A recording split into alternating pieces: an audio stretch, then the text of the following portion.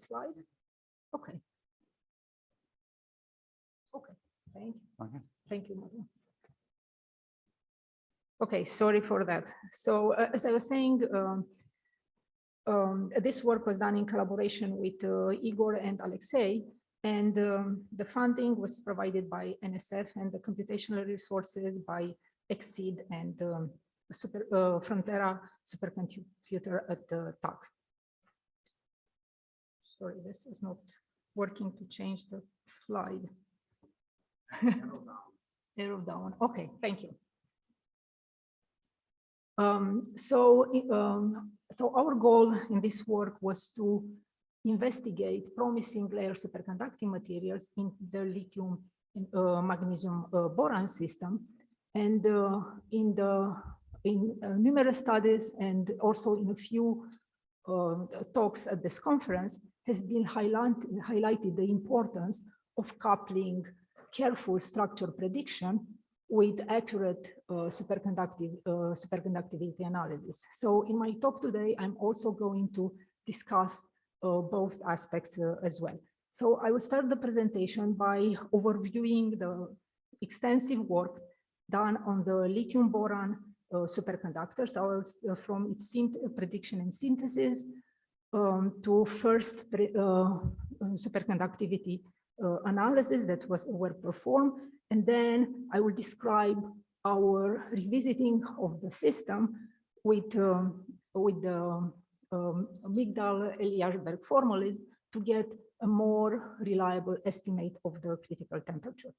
And in the final, in the second part of my talk, at the end, I will describe our work on related MGB2 type superconductors. So as I will say, as I will show, all the materials that we found in these systems are metastable, but I think the important investigating their superconducting properties help establish the importance of anisotropy in these layered systems. So as I said, there's been extensive work done on the lithium boron system, and the first investigation was done in 2006 when the material was predicted to form. However, really finding or predicting the conditions, let's say the experimental condition in which the compound can be synthesized, proved to be quite challenging, because the starting, there was no reliable model for the starting material, lithium BX, near the 1,1 composition. So once this material was modeled with variable unit cells of lithium boron chains where the lithium and boron ratio of the atoms was varied, it was found that lithium boron should form at about 10 gigapascals. A few years later, Lazicki and collaborators performed a high pressure experiment, but they don't find any evidence of the formation of the lithium boron stoichiometric compound up to 70 gigapascal. So this kind of came as a surprise, because I was aware at the same time of the experiments done by Alexei's team that have found the first evidence of the existence of the formation of lithium boron. However, it took a few more rounds of experiments and also a lot more modeling work to conclusively show that lithium boron indeed formed, and they were also able to anneal the sample down to ambient pressure. So that work was published much later in 2015, but as you can see, it basically took about 6 years to really figure out and synthesize this material.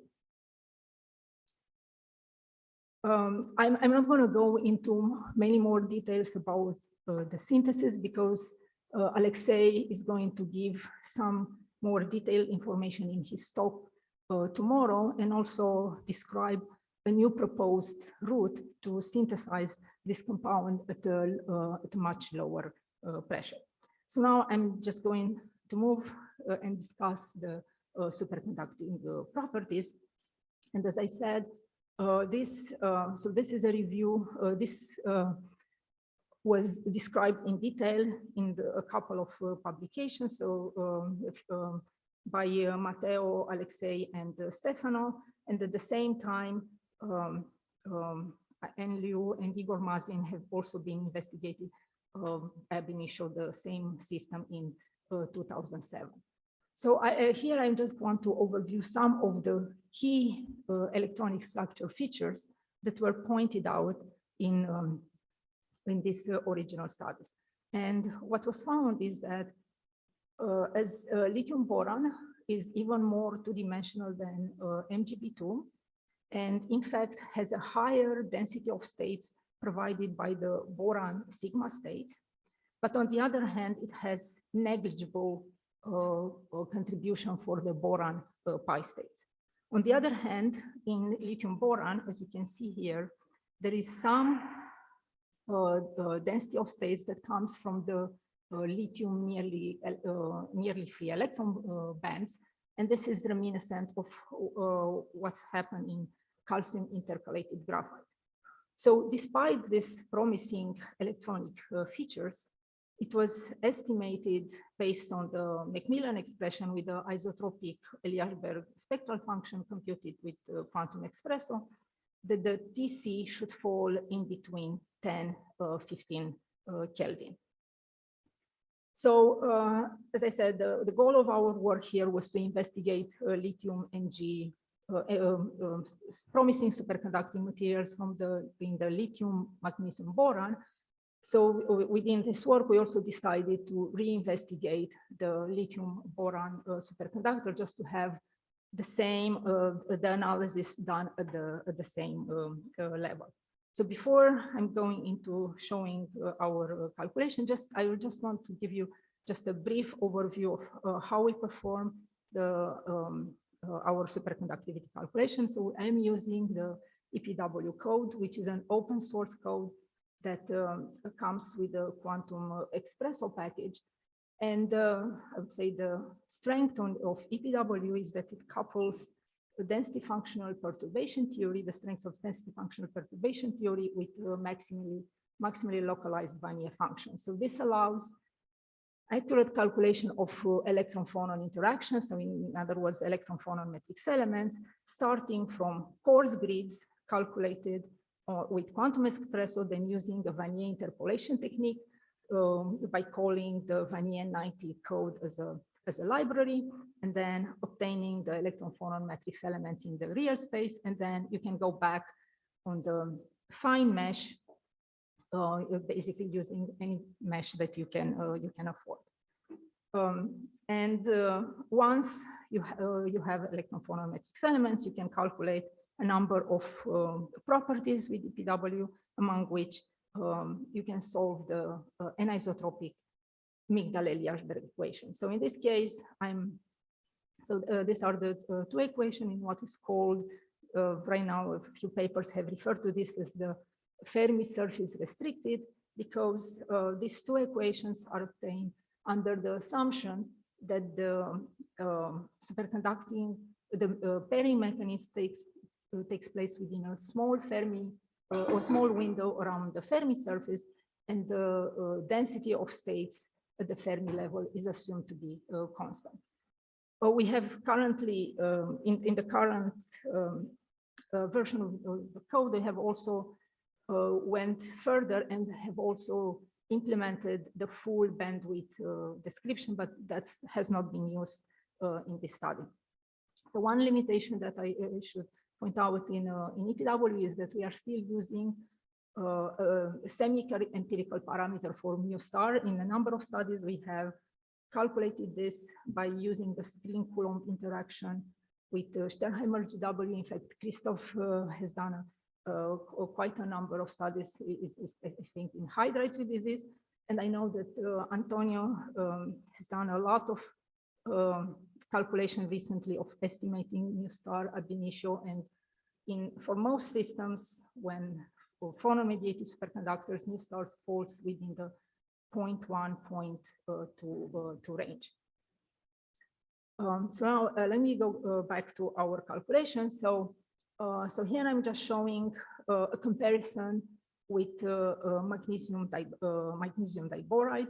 So in agreement with the previous studies, the previous ab initio studies, we found that the coupling with the boron-boron stretching E2G mode is reduced in lithium boron compared to MgB2. So here this dot shows the strength of the electron phonon coupling.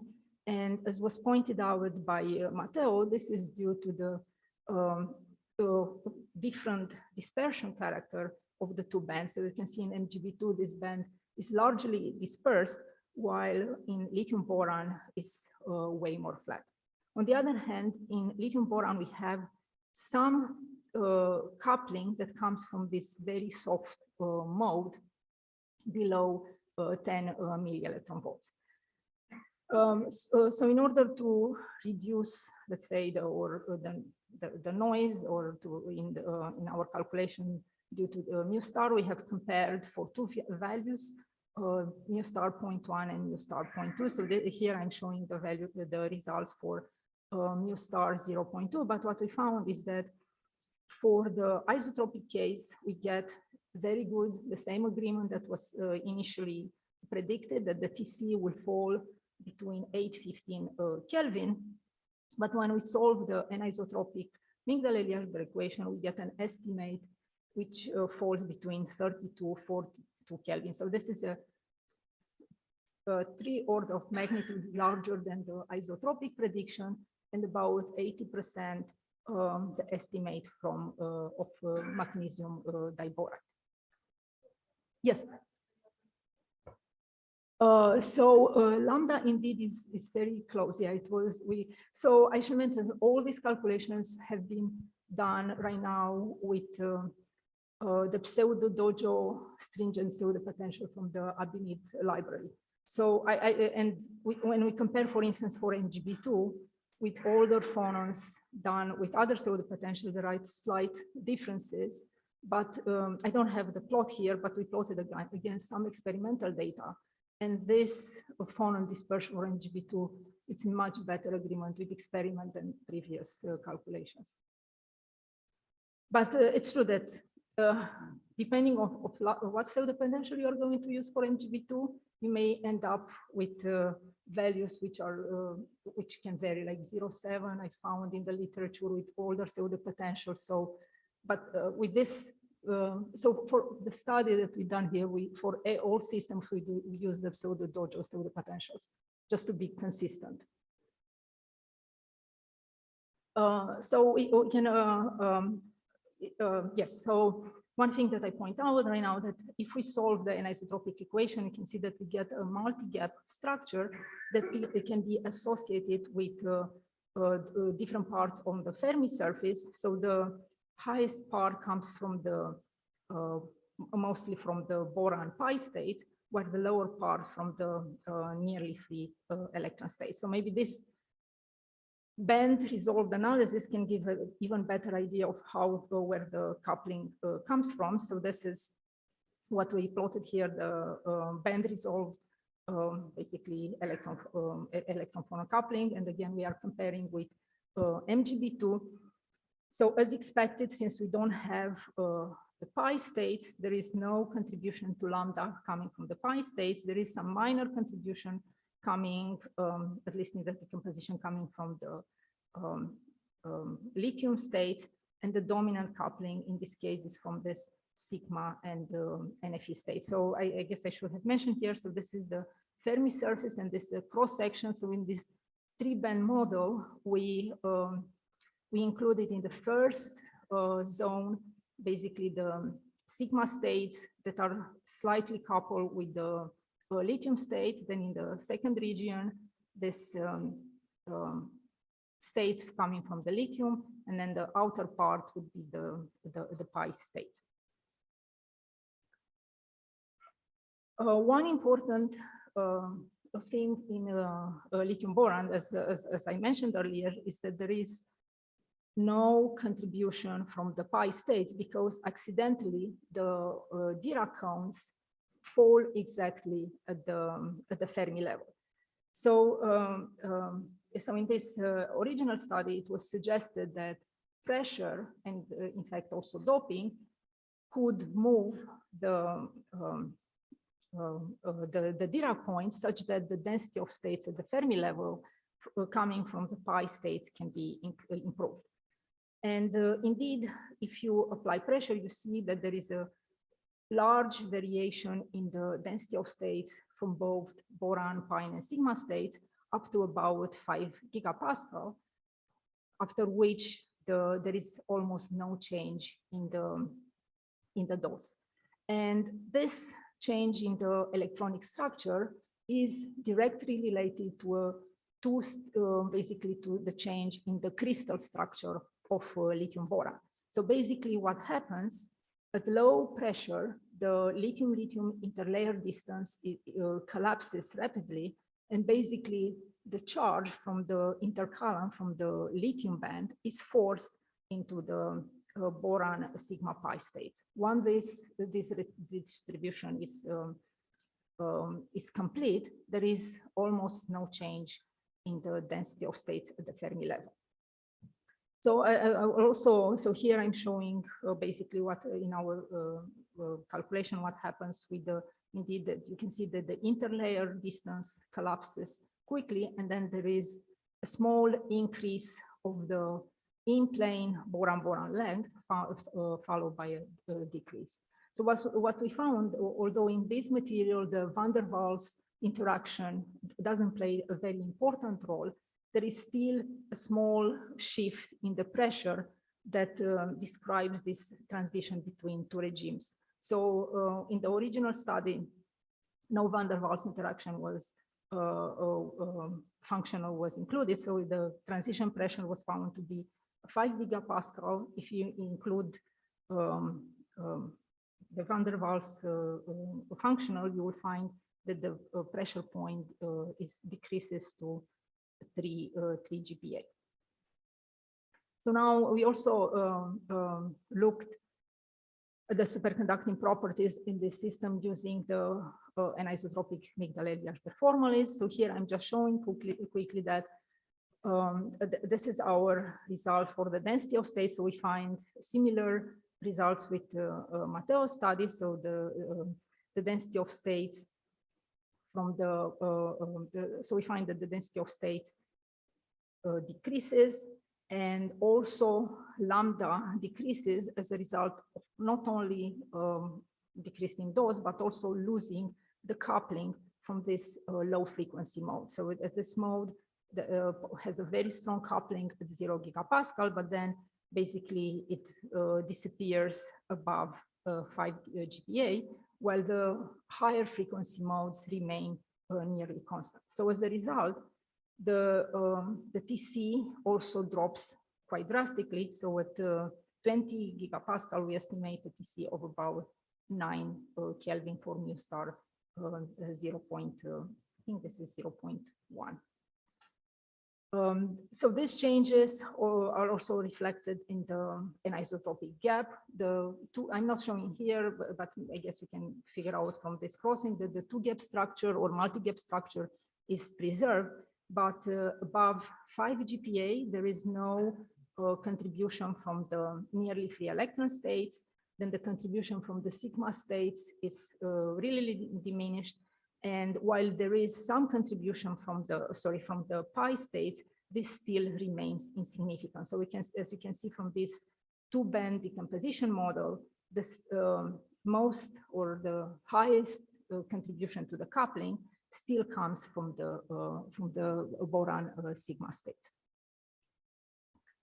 So with this, I think I will just move on to the second part of my talk, and I will describe our investigation of the lithium Mg boron system. So, so in this study, we have focused on this part of the ternary phase diagram, which is highlighted here in red. And this is because this may have stable, nearly stable compounds with in this composition. So by keeping monovalent lithium and divalent magnesium, we are ensuring that we are keeping we are basically having the the boron sigma states are whole doped. So this is one of the key features that we wanted to maintain, because this is what is known to be beneficial in MgB2 superconductors. So compared to previous study by Alexei, in this in this latest study, we have also looked at by varying basically the composition in the by mixing the composition in the at the sites of the let's say of the intercallant, basically by mixing lithium and magnesium. And these are the proposed lithium magnesium boron morphologies. And we have performed thermodynamic stability analysis at high temperature and pressure. And we found that all these systems are metastable and unlikely to be synthesized with a standard bulk synthesis method. On the other hand, being layered materials, it may be worth investigating the possibility of synthesizing them using deposition techniques. Nevertheless, because here we were interested in understanding beneficial feature for MgB2 superconductivity, we picked two of these hypothetical systems, and particularly we looked at magnesium boron, which is the sister compound of lithium boron, and also we looked at lithium MgB2, this compound here, which is as you can see, it's a bridge between lithium boron and MgB, and also was the smallest predicted structure in our calculation. This configuration have many more atoms in the unit cell, and we did not investigate them at this point. Here I'm showing the band structure of these two compounds. So compared to lithium boron in magnesium diboride, the interlayer band, the NFE band, is slightly shifted up because now the interlayer distance has increased, and there is more space for the electrons to occupy these states, which are in this free interlayer region. On the other hand, we are still having that the sigma bands are whole occupied, and more importantly, right now we have density of states coming from the boron pi states. So we can see both in lithium MgB2, there is a significant contribution that comes from the boron pi states, and also in the case of magnesium diboride. So now, what happened when we look at the coupling? So in the case of both lithium MgB2 and magnesium boride, we found much lower coupling than in lithium boron. In fact, we found a value of 0.46. And this is due to the lack of coupling from this low frequency modes in lithium boron. So indeed, if we, for instance, if we exclude these modes when we estimate lambda, we basically found a similar value of 0.46. So in this case, this mode does have, we found that it has quite a significant contribution to the total lambda. And if we look at the superconducting properties, so we found again that with isotropic values for mu star 0.1, we find value of 7 Kelvin and 8 Kelvin. In fact, if you start mu star 0.2 in an isotropic case, you are going to get 0 Kelvin in this case. And while in the anisotropic case, we find values of 49 Kelvin and 54 Kelvin respectively. So these values are much larger, about 7 to 8 times larger than the isotropic values. And that's something that I guess what I want to point out, that this may be important in this kind of layered materials.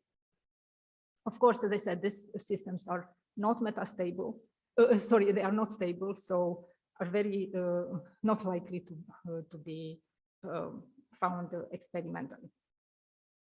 And finally, here I am also showing the contribution to lambda coming from the sigma and the pi states. And in this case, because of the way the Fermi surface is distributed, the pi and the nearly free electron states are always coupled together, so it's not easy to disentangle them. But what we can see is that while in lithium boron, there was zero contribution from the pi states, now similarly to MgB2, we have significant coupling that can come from the pi states, and slightly larger coupling again that comes from the sigma states, and slightly larger coupling that comes from the sigma states. So that's a summary of our results. So what we can say that we found that in this layer system, it seems important to go beyond the isotropic formalism and investigate superconducting properties using an isotropic approach, since the discrepancy between the two estimates can be quite large. We have also, as I said, we have also identified that in lithium boron can be, hopefully if somebody will try to now to do experiments and measure the superconducting temperature, that it may have a larger critical temperature that originally was estimated. And as Alexei is going to show in his talk tomorrow, that maybe the compound can be synthesized and found in a larger quantity that previously obtained in his experiments. And just as a last point is that we have found a number of promising superconductors, but all this except lithium boron, they have all been found to be metastable and unlikely to be synthesized with a bulk synthesis method, but maybe there is a chance that they could form with layer deposition techniques. And just happy to take questions. And again, I'm showing here the people that have done the work and the funding provided, as I said, by NSF and the computational resources from Exceed and TAC. Thank you. Thank you very much.